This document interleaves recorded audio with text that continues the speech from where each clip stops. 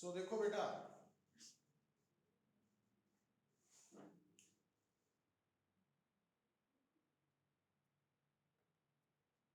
तो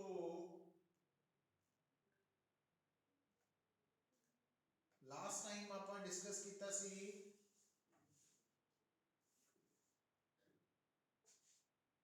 path difference ते phase difference ਦਾ relation है ना।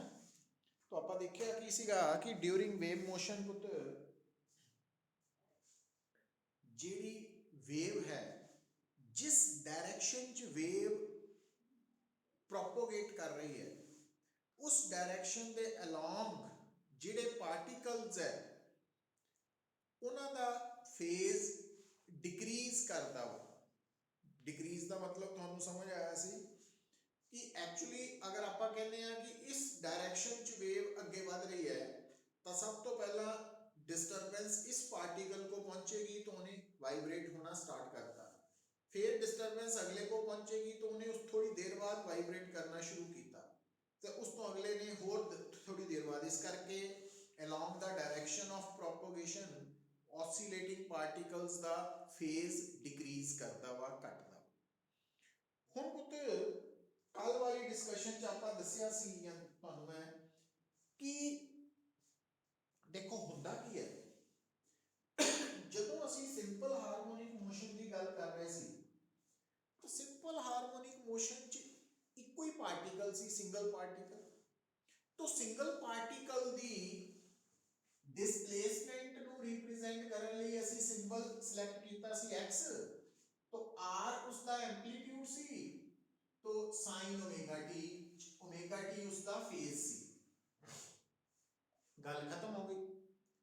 पर वेव मोशन के दौरान ड्यूरिंग वेव मोशन पुत्र जदों किसी मीडियम चो वेव लंघ रही है तो उस वेव दे लंघन करके उस medium they different particles vibrate करते, पर हर पार्टिकल दा जो फेज है वो एक दूसरे तो डिफरेंट हुंदा, अलग हुंदा। क्यों? क्योंकि चाहे वेव मोशन के दौरान हर पार्टिकल ने वाइब्रेट करना, पर क्योंकि हर पार्टिकल की वाइब्रेशन दूसरे नालों अलग टाइम से स्टार्ट हुई है, इस करके हर पार्टिकल का फेज अलग होंदा। क्या थानू ये गल मैं जो कह रहा समझ आ रही है?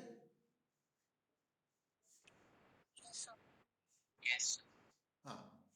हुण पुत्र फिर थानू आपां दस्सिया सीगा कल कि जिहड़ा पार्टिकल है सिंगल पार्टिकल है, तो ਉਹਦੀ ड्यूरिंग वेव मोशन जो वेव मोशन हो रहा तो वेव मोशन के दौरान अगर असी डायरेक्शन ऑफ प्रोपोगेशन मान ली है अलोंग एक्स एक्सिस, तो इसका मतलब वेव मोशन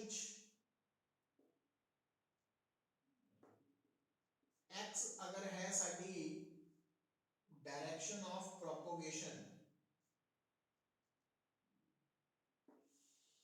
तो वेव मोशन करके जिहड़े अलग अलग पार्टिकल्स वाइब्रेट कर रहे हैं तो उन्हां दी डिस्प्लेसमेंट नू रिप्रेजेंट करन दा असी सिंबल वर्त लवांगे y। तो y है displacement of particle during wave motion. अच्छा, हुण पुत्र ध्यान दिओ,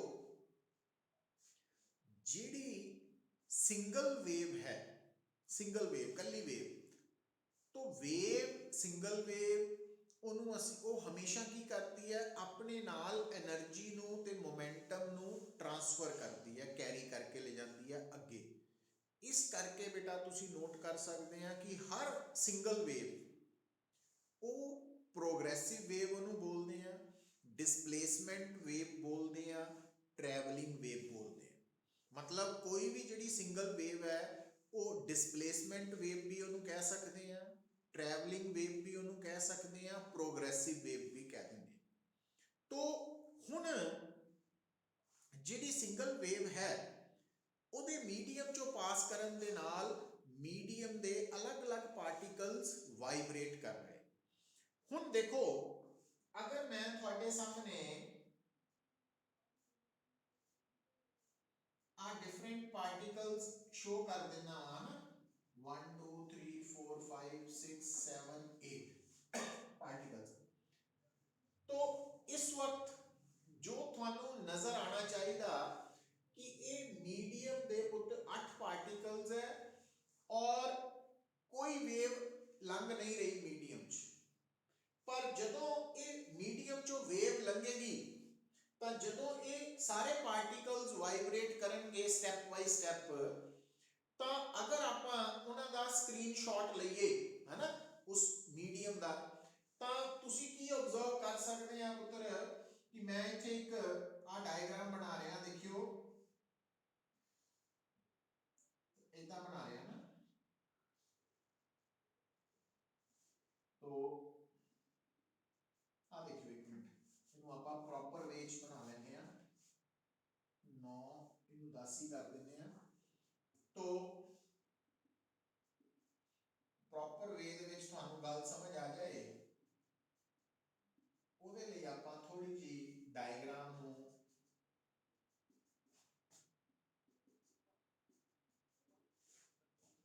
ਆ ਉੱਪਰ ਵਾਲੀ ਡਾਇਗਰਾਮ ਸ਼ੋ ਕਰ ਰਹੀ ਹੈ कि ਤੁਹਾਡਾ मीडियम 10 पार्टिकल्स ਦਾ ਬਣਿਆ ਵਾ और इस वक्त सारे ਤੁਹਾਡੇ 10 ਦੇ 10 पार्टिकल्स वाइब्रेट नहीं कर रहे क्योंकि कोई वेव ट्रैवल नहीं कर रही, पर ਜਦੋਂ ਤੁਹਾਡੇ मीडियम ਚੋਂ वेव ने ट्रैवल करना ਵਾ ਪੁੱਤ, तो मान लो ਤੁਹਾਡੇ ਜਿਹੜਾ मीडियम है ਉਹਦੇ ਵਿੱਚ वेव ट्रैवल कर गई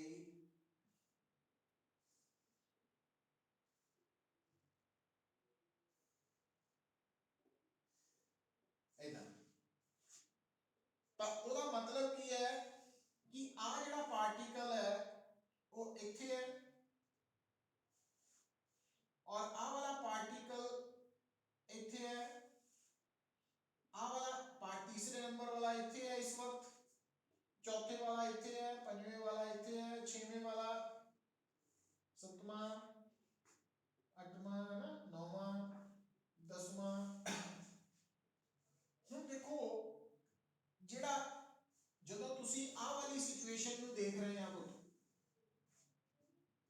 ਤਾਂ ਆ ਜਿਹੜਾ ਪਹਿਲਾ ਪਾਰਟੀਕਲ ਹੈ ਇਹਦੀ डिस्प्लेसमेंट 0 है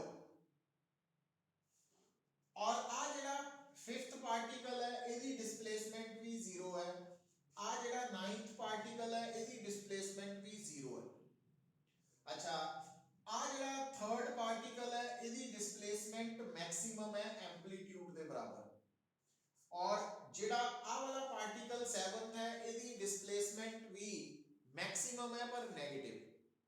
कहने का मतलब की है पुत्र कि अगर थानू कोई पूछे कि आ जिहड़ी वेव है इस वेव के अंदर y की वैल्यू कितनी है, तो तुसी या तो दसोगे कि पहले पार्टिकल की y 0 है, दूसरे की y मैक्सिमम है, दूसरे की कहता तीसरे की मैक्सिमम है, पंजवें की 0 है, 7th की नेगेटिव मैक्सिमम है, 9th की 0 है एंड सो ऑन। तो हुण ਆਪਾਂ ਇੱਥੇ ਤਾਂ ਪਹਿਲਾ ਦੂਸਰਾ ਤੀਸਰਾ ਚੌਥਾ ਇਹ ਵਰਡ ਯੂਜ਼ ਕਰ ਰਹੇ ਆ, ਬਟ ਜਿਹੜਾ ਐਕਚੁਅਲ ਮੀਡੀਅਮ ਹੁੰਦਾ ਵਾ ਜਿਹਦੇ ਵਿੱਚ ਵੇਵ ਲੰਘਦੀ ਹੈ ਉਹਦੇ ਵਿੱਚ ਬੇਟਾ ਨੰਬਰ ਆਫ ਪਾਰਟੀਕਲਸ ਇੱਕ ਤਾਂ ਬਹੁਤ ਜ਼ਿਆਦਾ ਹੁੰਦੇ ਆ ਔਰ ਇਹ ਕਿੰਨੀ ਨੇੜੇ ਹੁੰਦੇ ਆ ਕਿ ਆਪਾਂ ਫਸਟ ਸੈਕੰਡ ਥਰਡ ਪਾਰਟੀਕਲ ਬੋਲਣਾ ਸਾਡੇ ਲਈ ਮੁਸ਼ਕਿਲ ਹੋ ਜਾਂਦਾ। ਫਿਰ ਹਾਂ ਪੁੱਤ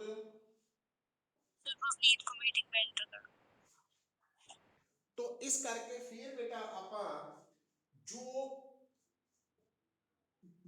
एक्चुअल मीडियम है ਉਹਦੇ ਅੰਦਰ ਕਿਹੜਾ ਪਾਰਟੀਕਲ ਦੀ ਡਿਸਪਲੇਸਮੈਂਟ ਕਿੰਨੀ ਹੈ, ਜਿੱਦਾਂ ਆਪਾਂ ਇੱਥੇ ਨੰਬਰ ਤੋਂ ਦੱਸ ਸਕਦੇ ਹਾਂ ਕਿ ਪਹਿਲੇ ਦੀ ਡਿਸਪਲੇਸਮੈਂਟ 0 ਹੈ, ਥਰਡ ਦੀ ਮੈਕਸਿਮਮ ਹੈ, ਬਟ ਰਿਐਲਿਟੀ ਚ ਅਸੀਂ ਜਦੋਂ ਕਿਸੇ ਮੀਡੀਅਮ ਚੋਂ ਵੇਵ ਲੰਘ ਰਹੀ ਹੁੰਦੀ ਹੈ ਤਾਂ ਆਪਾਂ ਨੰਬਰ ਆਫ ਪਾਰਟੀਕਲਸ ਕਾਊਂਟ ਨਹੀਂ ਕਰ ਸਕਦੇ ਕਿਉਂਕਿ ਉਹ ਬਹੁਤ ਜ਼ਿਆਦਾ ਵਾ, ਪਲੱਸ ਉਹਨਾਂ ਦੇ ਵਿੱਚ ਗੈਪ ਇੰਨਾ ਘੱਟ ਹੁੰਦਾ ਵਾ ਕਿ ਅਸੀਂ ਪਹਿਲੇ ਦੂਜੇ ਨੂੰ ਤੀਸਰੇ ਨੂੰ ਇੱਕ ਦੂਜੇ ਤੋਂ ਡਿਸਟਿੰਗੁਇਸ਼ ਕਰਨਾ ਸਾਡੇ ਲਈ ਪੋਸੀਬਲ ਨਹੀਂ ਰਹਿ ਜਾਂਦਾ, ਜਿਸ ਕਰਕੇ ਅਸੀਂ ਕੀ ਕਰਦੇ ਆ ਅਸੀਂ ਪਾਰਟੀਕਲ ਦਾ ਜਿਹੜਾ ਐਡਰੈਸ ਹੈ ਫਸਟ ਸੈਕੰਡ ਥਰਡ ਉਹਦੀ ਜਗ੍ਹਾ ਤੇ ਆਪਾਂ ਕੀ ਕਹਿੰਦੇ ਆ ਕਿ ਜੇ ਆਪਾਂ ਇਹਨੂੰ origin ਮੰਨ ਲਈਏ, ਅਗਰ ਆਪਾਂ ਇਹਨੂੰ origin ਮੰਨ ਲਈਏ ਔਰ ਆਹ ਵਾਲੀ ਡਾਇਰੈਕਸ਼ਨ ਨੂੰ ਮੰਨ ਲਈਏ x ਐਕਸਿਸ, ਤਾਂ ਆਪਾਂ ਜੇ ਇਸ ਪਾਰਟੀਕਲ ਦੀ ਗੱਲ ਕਰਨੀ ਹੈ ਤਾਂ ਇਸ ਪਾਰਟੀਕਲ ਦੀ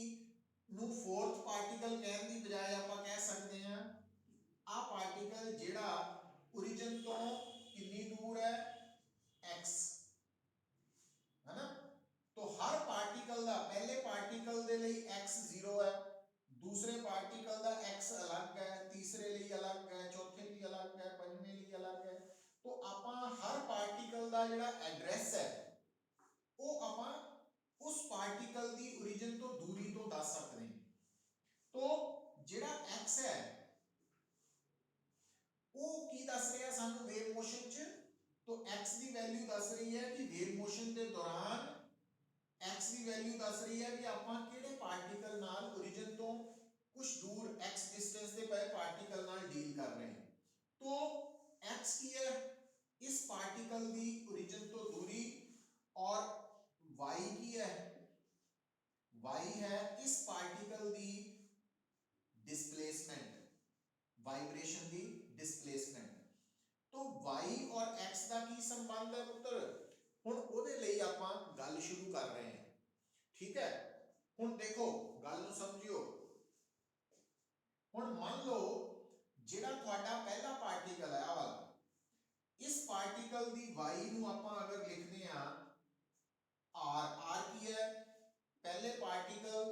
अच्छा एक होर गल याद रखो, जदों भी किसी भी मीडियम चो वेव ने लंघना वा पास करना वा तो उस मीडियम दे हर पार्टिकल ने वाइब्रेट करना वा, हर पार्टिकल दी फ्रीक्वेंसी ऑफ वाइब्रेशन सेम होनी है, हर पार्टिकल दी फ्रीक्वेंसी ऑफ वाइब्रेशन सेम होनी है और कितनी होनी है जिस फ्रीक्वेंसी दी वेव लंघ रही है उहदे बराबर, और हर पार्टिकल दा एंप्लीट्यूड ऑफ वाइब्रेशन भी सेम होएगा। मतलब जदों किसी भी मीडियम दे अंदर वेव पास करेगी ट्रैवल करेगी तो उस मीडियम दे हर पार्टिकल ने वाइब्रेट करना, हर पार्टिकल दी फ्रीक्वेंसी ऑफ वाइब्रेशन सेम होनी है और वो फ्रीक्वेंसी वेव दी फ्रीक्वेंसी दे बराबर होनी है, हर पार्टिकल दा एंप्लीट्यूड बराबर होना। पर फर्क कित्थे है कि हर पार्टिकल दा गिवन टाइम ते डिस्प्लेसमेंट सेम नहीं होनी। क्यों नहीं होनी? क्योंकि हर पार्टिकल जिहड़ा वा वो दूसरे पार्टिकल नालों अलग टाइम ते वाइब्रेट करना शुरू किया, तो हर पार्टिकल दा एक दूसरे नालों फेज अलग होना।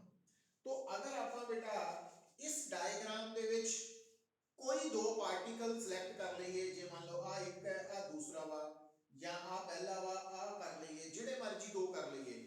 तो अगर पहले पार्टिकल दी y r sin omega t है तो ये की दस रहा कि पहले पार्टिकल दा एंप्लीट्यूड r है और पहले पार्टिकल दा फेज ओमेगा t है। तो आ वाले पार्टिकल दा जिहड़ा फेज है वो की होएगा, वो r sin ओमेगा t नहीं होएगा। क्यों नहीं होएगा? क्योंकि थानू मैं कल भी दसिया सी कि जदों किसी मीडियम च वेव ट्रैवल करती है तो वेव दे ट्रैवल करन दे नाल की हुंदा बेटा, चाहे हर पार्टिकल ने वाइब्रेट करना शुरू किया वा बट हर पार्टिकल दी वाइब्रेशन दी शुरुआत पिछले नालों थोड़ी देर बाद होनी है। इस करके आ वाला पार्टिकल और आ पार्टिकल इन्हां दा फेज सेम नहीं है। तो अगर आप इस नू डायरेक्शन ऑफ प्रोपोगेशन मानते हैं, डायरेक्शन ऑफ प्रोपोगेशन, तो इधर नू जांदे हुए फेज घट रहा वा, मतलब इस पार्टिकल दा फेज इहदे नालों घट होएगा, मतलब दूसरे दा फेज पहले नालों घट होएगा, तीसरे दा दूजे नालों, चौथे दा तीसरे नालों, पंजवें दा चौथे नालों एंड सो ऑन। तो इसका मतलब चौथे दा पहले नालों फेज भी घट ही होएगा। तो आपां की मन्निया कि पहले दा फेज अगर ओमेगा टी है तो दूजे दा फेज ओमेगा टी नालों घट होएगा। कितना घट? -5। हुण फाई की है फेज डिफरेंस। हुण कल वाला रिजल्ट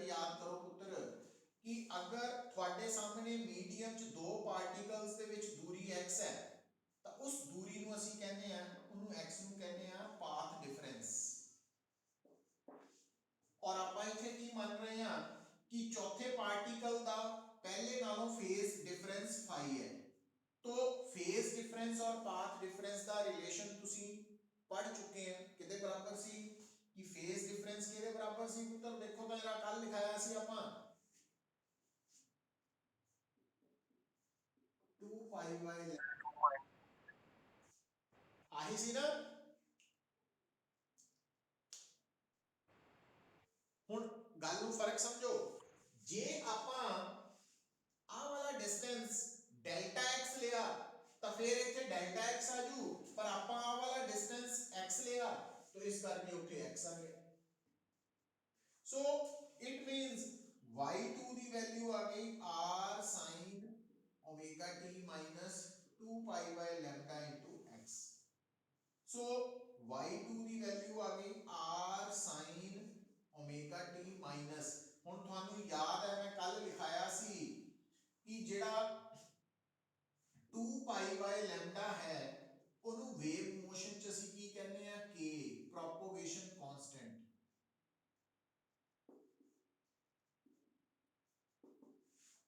तो kx,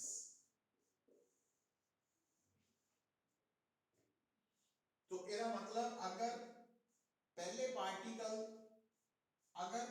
पार्टिकल ਦਾ ਫੇਜ਼ ਇੰਨਾ ਵਾ ਤਾਂ ਕਿਸੇ ਵੀ ਪਾਰਟੀਕਲ ਦਾ ਫੇਜ਼ ਆਪਾਂ ਦੱਸ ਸਕਦੇ ਹਾਂ। ਹੁਣ ਇੱਥੇ ਆਪਾਂ ਆ ਕਿਹੜੇ ਪਾਰਟੀਕਲ ਦੀ ਗੱਲ ਕਰ ਰਹੇ ਹਾਂ ਪੁੱਤਰ?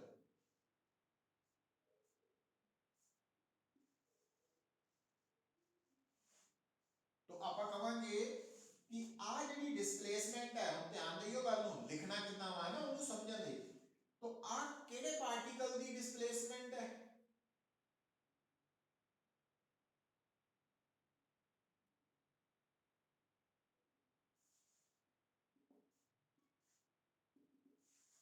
चौथे पार्टिकल ਦੀ।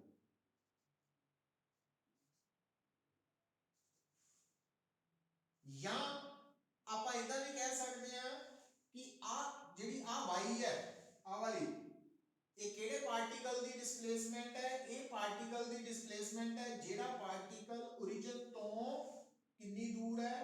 x। तो इस करके ਆਪਾਂ ਇੱਥੇ y4 ਦੀ ਜਗ੍ਹਾ ਤੇ ब्रैकेट xt लिख सकते हैं।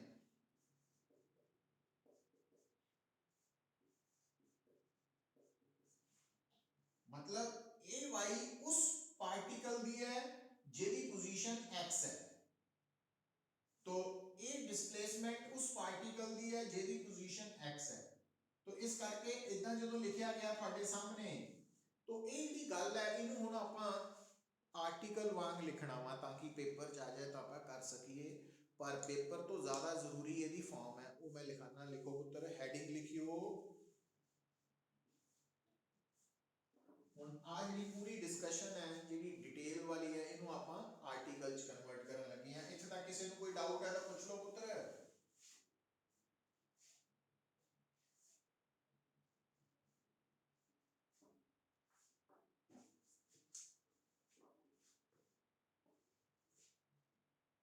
समझ आ रही है सबनू?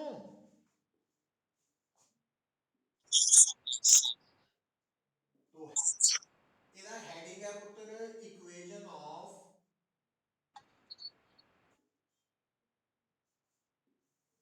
Progressive wave. सो लिखो,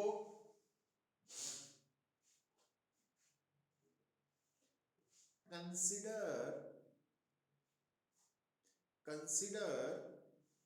a wave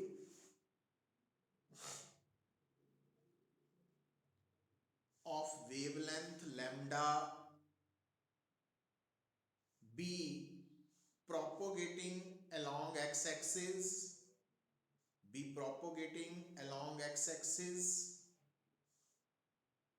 in a linear medium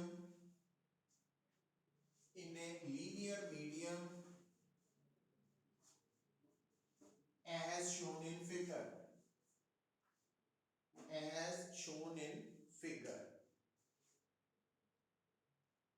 ਤਾਂ ਉਹਦੇ ਲਈ ਪੁੱਤ ਤੁਸੀਂ ਆ डायग्राम ड्रॉ कर लो।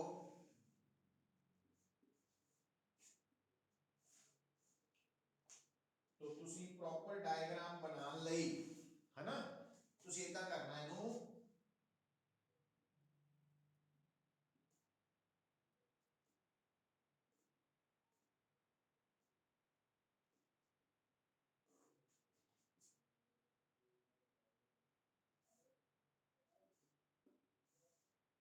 इदा बनाना है।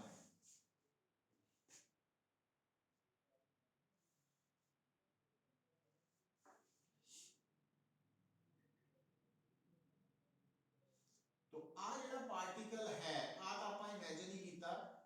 तो इस पार्टिकल दी डिस्प्लेसमेंट ਨੂੰ ਕਿੱਦਾਂ ਸ਼ੋ ਕਰਾਂਗੇ? ਹੁਣ ਆ ਵਾਲਾ ਪਾਰਟੀਕਲ ਨੂੰ ਪਹਿਲਾ ਪਾਰਟੀਕਲ ਵੀ ਕਹਿ ਸਕਦੇ ਹਾਂ। तो ਇਹਦੀ डिस्प्लेसमेंट ਨੂੰ ਆਪਾਂ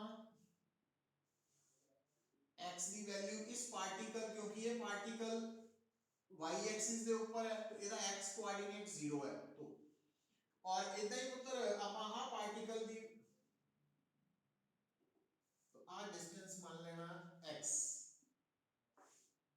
तो आ डिस्प्लेसमेंट है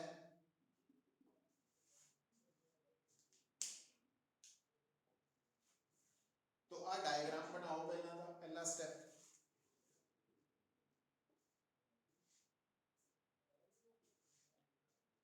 हुन की करो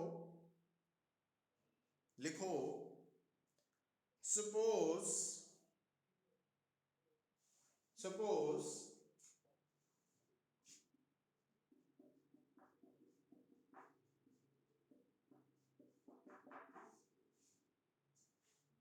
मान लो आ वाली डिस्प्लेसमेंट है इधे बराबर।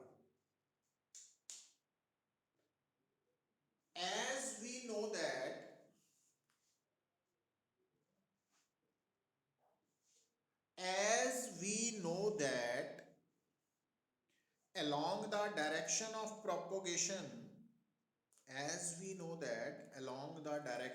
propagation phase of vibrating particle decreases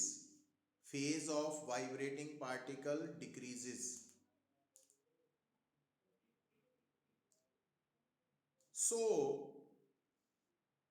phase of vibrating particle decreases so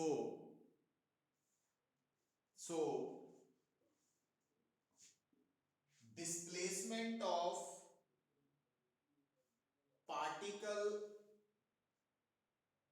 P is given as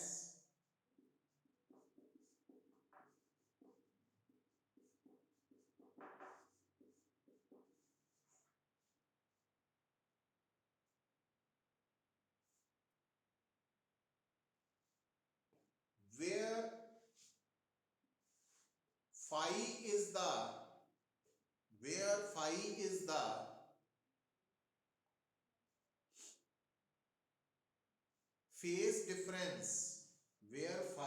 the phase difference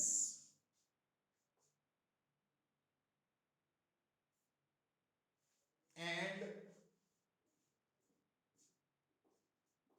phi is equal to 2 pi by lambda x. So equation 2 becomes तो ਜਦੋਂ ਆਪਾਂ phi ਦੀ value ਇੱਥੇ ਪੁੱਟ ਕਰਤੀ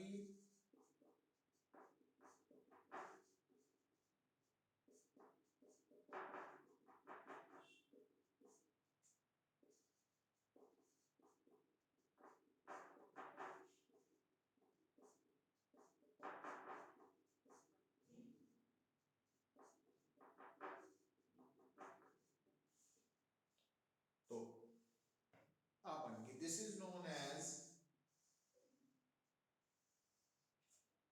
equation of progressive wave. ठीक है। ਹੁਣ ਦੇਖੋ बेटा ਹੁਣ ਤੁਸੀਂ ਕਹੋਗੇ ਵੀ ਇਹ ਇਕੁਏਸ਼ਨ ਦਾ ਸਾਨੂੰ ਕੀ ਫਾਇਦਾ ਕਿੱਥੇ ਯੂਜ਼ ਕਰ ਸਕਦੇ ਹਾਂ। ਗੱਲ ਬੜੀ ਸਿੰਪਲ ਹੈ ਉਹਦੇ ਲਈ ਲਿਖੋ ਇੱਕ ਨੂਮੈਰੀਕਲ तो इंपॉर्टेंट भी बड़ी है। तो लिखो न्यूमेरिकल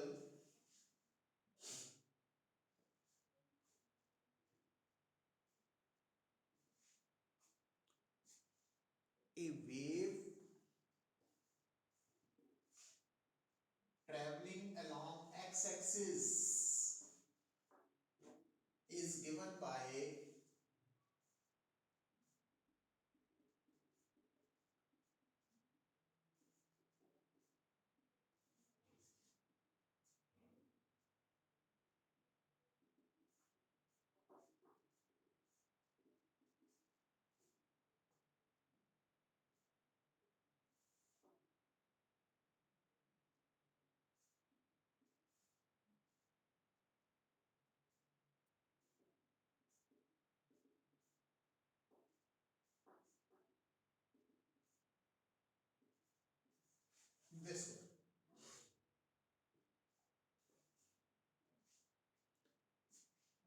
थानू a wave travelling in a medium is given by this formula है ना, find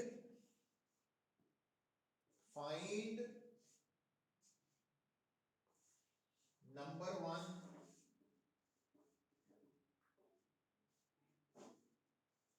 amplitude of vibrating particles या amplitude of wave, number 2 frequency of wave, number 3 wavelength of wave, number 4 wave velocity।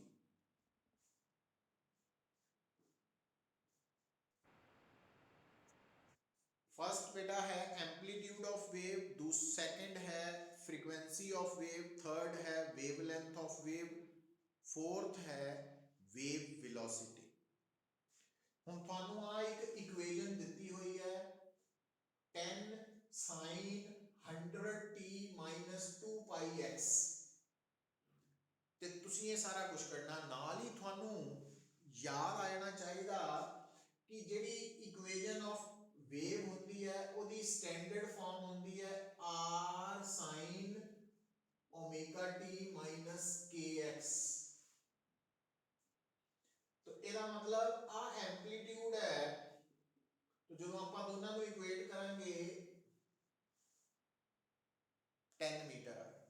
अच्छा ਹੁਣ ਜਿਹੜਾ time है t ਉਹਦਾ coefficient है omega, तो ਇੱਥੇ 100, तो अगर ओमेगा 100 है तो ओमेगा का होता 2 पाई म्यू, तो फ्रीक्वेंसी आ गई 100 ओवर 2 पाई हर्ट्ज या 50 बाय पाई हर्ट्ज, ये फ्रीक्वेंसी आ गई। अच्छा जेड़ा बेटा x का कोएफिशिएंट है k, तो वो हो गया 2 पाई, पर k का होता 2 पाई बाय लैम्डा, तो लैम्डा आ गया 1 मीटर। तो आ वेवलेंथ है, आ फ्रीक्वेंसी है, आ एम्पलीट्यूड है। हुण रह गई गल वेव वेलोसिटी दी। वेव वेलोसिटी दी वैल्यू तुसी फ्रीक्वेंसी ते वेवलेंथ नू मल्टीप्लाई करके भी लभ सकते हैं, ते तुसी ओमेगा बाय के तो भी लभ सकते हैं। तो आ ओमेगा वा, आ के है, उथों भी लभ्या जा सकता। आ फ्रीक्वेंसी है, आ वेवलेंथ है, उथों भी लभ सकते। ये आप लास्ट टाइम कीता सीगा कि कोई भी जिहड़ी वेव है ਉਹਦੀ वेव वेलोसिटी फ्रीक्वेंसी और वेवलेंथ ਦਾ concern relation v is equal to nu lambda तो भी कट सकते हैं तो ओमेगा बाय के तो भी कट सकते। क्लियर है पुत्र? तो मतलब आप इनू इक्वेट करके कर लेना। अच्छा हुण बेटा अगली गल जिहड़ी मैं दसन लगा मैं तुहानू वो की है कि जिदा ਆਪਾਂ डिराइव किया y is equal to r sin omega t minus kx, तो आ जी टर्म है तो इनू असी कहते हैं फेज ऑफ वेव, वेव दा फेज, किसी भी वेव दा जिहड़ा फेज है वो आ है। और नोट कर लेना तुसी बेटा, की नोट करना कि ड्यूरिंग वेव मोशन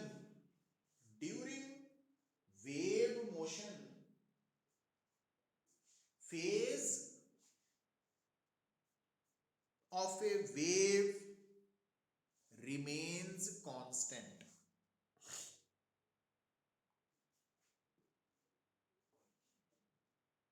तो जेड़ा थोड़ा हम ध्यान नाल गल सुनियो पुत्र, तो आज तो बाद ये बड़ा इंपॉर्टेंट है कंपटीशन लई भी न्यूमेरिकल लई भी, किसी भी वेव का जेड़ा फेज है, फेज ऑफ वेव वो कांस्टेंट है। हुण जेड़ा थोड़ी किसी भी वेव का फेज है ਉਹਦੇ ਵਿੱਚ ਬੇਟਾ ਇੱਕ ਟਰਮ ਹੋਏਗੀ ਓਮੇਗਾ ਟੀ, ਦੂਜੀ ਟਰਮ ਹੋਏਗੀ kx।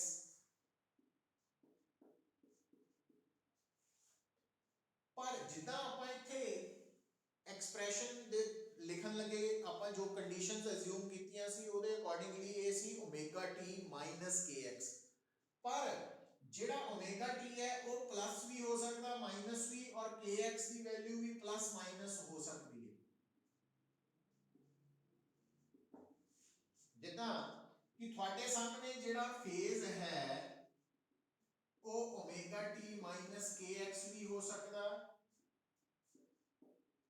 ਜਿਹੜਾ ਫੇਜ਼ ਹੈ ਉਹ ਓਮੇਗਾ ਟੀ ਪਲੱਸ kx ਵੀ ਹੋ ਸਕਦਾ, ਜਿਹੜਾ ਫੇਜ਼ ਹੈ ਉਹ minus omega T minus kx ਵੀ ਹੋ ਸਕਦਾ, ਜਿਹੜਾ ਫੇਜ਼ ਹੈ ਉਹ minus omega T plus kx ਵੀ ਹੋ ਸਕਦਾ। ਪਰ ਇੱਕ ਗੱਲ ਬੜੀ ਕਲੀਅਰ ਤੁਹਾਡੇ ਦਿਮਾਗ 'ਚ ਬੈਠ ਜਾਣੀ ਚਾਹੀਦੀ ਹੈ ਕਿ ਵੇਵ ਮੋਸ਼ਨ ਦੇ ਦੌਰਾਨ ਜਿਹੜਾ t ਹੈ ਉਹਦਾ ਕੋਐਫੀਸ਼ੀਐਂਟ ਓਮੇਗਾ ਹੋਏਗਾ, ਜਿਹੜਾ x ਹੈ ਉਹਦਾ ਕੋਐਫੀਸ਼ੀਐਂਟ k ਹੋਏਗਾ। ਪਰ k ਦਾ ਮਤਲਬ ਸਪ੍ਰਿੰਗ ਕਾਂਸਟੈਂਟ ਨਹੀਂ ਹੈ, k 2 ਪਾਈ ਬਾਈ ਲੈਮਡਾ ਹੈ ਪ੍ਰੋਪਗੇਸ਼ਨ ਕਾਂਸਟੈਂਟ। ਹੁਣ ਬੇਟਾ ਜਦੋਂ ਵੀ ਤੁਹਾਨੂੰ ਕਿਸੇ ਵੀ ਵੇਵ ਦਾ ਫੇਜ਼ ਦਿੱਤਾ ਹੋਏਗਾ ਤਾਂ ਤੁਸੀਂ ਉਸ ਫੇਜ਼ ਦੇ ਅੰਦਰ ਜਿਹੜਾ ਟਾਈਮ ਹੈ ਉਹਦੇ ਕੋਐਫੀਸ਼ੀਐਂਟ ਨੂੰ ਓਮੇਗਾ ਦੇ ਬਰਾਬਰ ਲੈਣਾ, ਔਰ x ਦੇ ਕੋਐਫੀਸ਼ੀਐਂਟ ਨੂੰ ਤੁਸੀਂ k ਦੇ ਬਰਾਬਰ ਲੈਣਾ। तो एक बारी थानू ओमेगा पता लग गया या के पता लग गया, तुसी फ्रीक्वेंसी भी कट सकते हैं, वेवलेंथ भी कट सकते हैं, वेव वेलोसिटी भी कट सकते हैं। तो एक तो हो गई ये गल। दूसरा बेटा जी मैं इंपॉर्टेंट गल उस तो भी अगली दसनी है, वो की है, वो ये है कि तुसी ना जिहड़ा फेज है तो फेज नू देख के तुसी ये दस सकते हैं कि डायरेक्शन ऑफ प्रोपोगेशन केड़ी होएगी, भी जिहड़ी वेव है उहदी डायरेक्शन ऑफ प्रोपोगेशन केड़ी है। हुण जिद्दां तुहाडा फेज है ओमेगा टी माइनस के एक्स, ते जे मैनूं कोई कहे भी डायरेक्शन ऑफ प्रोपोगेशन मैंशन करो तो इत्थे भी डायरेक्शन ऑफ प्रोपोगेशन, इत्थे भी डायरेक्शन ऑफ प्रोपोगेशन, इत्थे भी डायरेक्शन ऑफ डायरेक्शन। तो तुसी की करना पुत्र, थानू मैं दसिया होया कि जिहड़ा फेज है वो कांस्टेंट है, ठीक है। तो इट मींस आ साइड कांस्टेंट है, ठीक होगी गल। हुण पुत्र जिहड़ा टाइम है ओदी एक आदत है वो इनक्रीज करता जाता वा, हमेशा अगे वधदा वा, टाइम पिछे नूं नहीं मुड़दा है ना, टाइम बीती जाना। तो ਇਹਦਾ मतलब अगर तुसी देखो पुत्र तो इत्थे जिहड़ा फेज है वो दो टर्म्स का डिफरेंस है, दो टर्म्स का डिफरेंस है। तो दो टर्म्स का डिफरेंस कांस्टेंट है। जिहड़ी पहली टर्म है वो टाइम के कारण इंक्रीज हो रही है, जे आ भी इंक्रीज हो रही है आह, तो फिर आ टर्म नूं भी इंक्रीज होना चाहिए वा ताकि दोनों का डिफरेंस फेज कांस्टेंट रहे। तो अगर पहली टर्म टाइम करके वध रही है तो दूजी टर्म नूं भी वधना चाहिए वा। क्यों वधना चाहिए? क्योंकि दोनों का डिफरेंस फेज कांस्टेंट है। सो इसका मतलब x नूं भी वधना चाहिए वा, x इंक्रीज होना चाहिए वा। और x केड़ी डायरेक्शन च इंक्रीज होंदा? Along positive direction. सो इसका मतलब इत्थे डायरेक्शन ऑफ प्रोपोगेशन की है पॉजिटिव एक्स एक्सिस। समझ आई ये गल?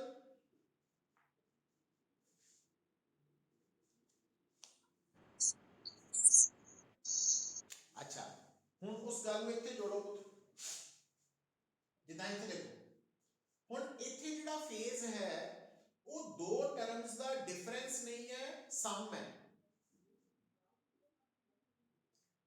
और फेज ने कांस्टेंट रहना, ਇਹਦਾ मतलब अगर टाइम ਦੀ नेचर है, आदत है कि उन्हें ਵਧਣਾ ਵਾ, तो ਜਦੋਂ टाइम ਵਧੇਗਾ तो ਆ टर्म अगर ਵਧੇਗੀ ਤਾਂ दूसरी टर्म ਨੂੰ ਘਟਣਾ ਪਏਗਾ, क्योंकि ਦੋਨਾਂ ਦਾ ਸਮ ਕਾਂਸਟੈਂਟ ਰੱਖਣਾ ਵਾ। ਹੁਣ ਦੋਨਾਂ ਦਾ ਸਮ ਕਾਂਸਟੈਂਟ ਹੋਏਗਾ ਉਦੋਂ अगर पहली टर्म टाइम करके वध रही है तो दूजी टर्म x ਨੂੰ ਘਟਣਾ ਪਏਗਾ, और x केड़ी डायरेक्शन च डिक्रीज ਹੁੰਦਾ, नेगेटिव x एक्सिस ਵੱਲ। सो ਇਹਦਾ मतलब इस केस ਦੇ ਵਿੱਚ फेज ਕੀ ਹੈ, नेगेटिव x एक्सिस। अच्छा ਹੁਣ ਇਹਦੇ ਚ ਵੀ ਦੇਖੋ ਪੁੱਤਰ, ਆਪਾਂ ਕੀ ਕਰਦੇ ਹਾਂ, ਮਾਈਨਸ ਬਾਹਰ ਕੱਢ ਕੇ ओमेगा t plus kx ਲਿਖ ਦਿੰਦੇ ਹਾਂ। तो ਹੁਣ ਜਿਹੜਾ फेज है ਉਹਨੇ कांस्टेंट रहना, ਇਹਦਾ मतलब अगर आ t ਵਧੇਗਾ तो पहली टर्म अगर ਵਧੇਗੀ तो दूजी टर्म ਨੂੰ, क्योंकि दूजी टर्म ਉਹਦਾ ਸਮ ਹੈ, तो दूजी टर्म ਨੂੰ ਕੀ ਹੋਣਾ ਚਾਹੀਦਾ,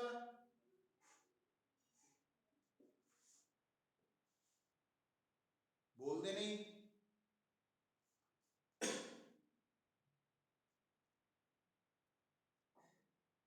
चुप क्यों है सब,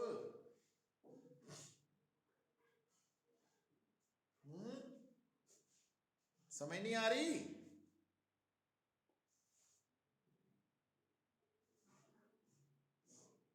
चित्राक्ष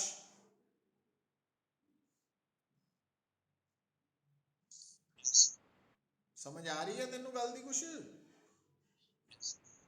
तो थर्ड केस च की होना चाहिए, एक्स।